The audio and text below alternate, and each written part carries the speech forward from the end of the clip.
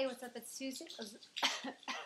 Lezzismore. We received email from a young lady. I wanted to address that email in all of our videos this week because it was kind of touched me, kind of touched my heart. What she said in her email was, not sure if she's actually gay, finding it hard to accept herself or if she's just going through a phase. Because there's something like stopping her from getting close to guys, but she feels more comfortable with girls, and the kisses that she's had with guys don't compare to the ones that she's had with a girl. Now let me just say, I can relate completely to this, completely. This sounds like exactly what I was going through when I was 17. I was questioning a lot, and I joined a community on LiveJournal called Icus Girls, where I still have some very dear friends. Thing is, don't want you to feel like you have to label yourself. I don't want, because I struggle with that so much. Not struggle, struggled, past tense.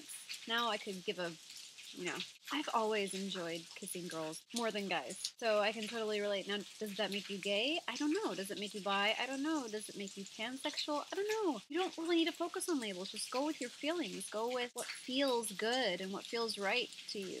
You're right around the age that I was when I was going through similar things. Now, I didn't really have a crush on any of my close friends. I did have a very, very strong crush on a friend of a friend that I hung out with. Huge crush, Harlan.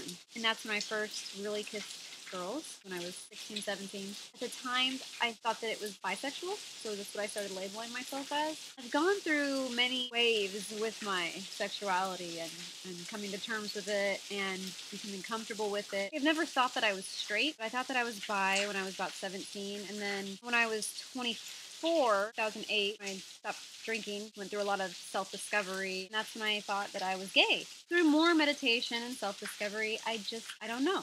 I definitely sway more on that side of the spectrum, like straight, gay, and I'm not comfortable labeling myself completely, and you know what? I'm okay with not needing a label now, because back when I was like, I'm gay, or maybe I'm pansexual, I don't know, there was a lot of pressure on me from my friends, because I was hanging out with all gay people at the time, and they were like, you just need to commit to a label, and it was a lot of pressure. And then, especially with lesbians, lesbians can be very pretentious when it comes to sexuality, and kind of demeaning towards people who aren't 100% lesbian. And that's really hurtful, and I don't like it, and there have been negative comments made by lesbians that I know.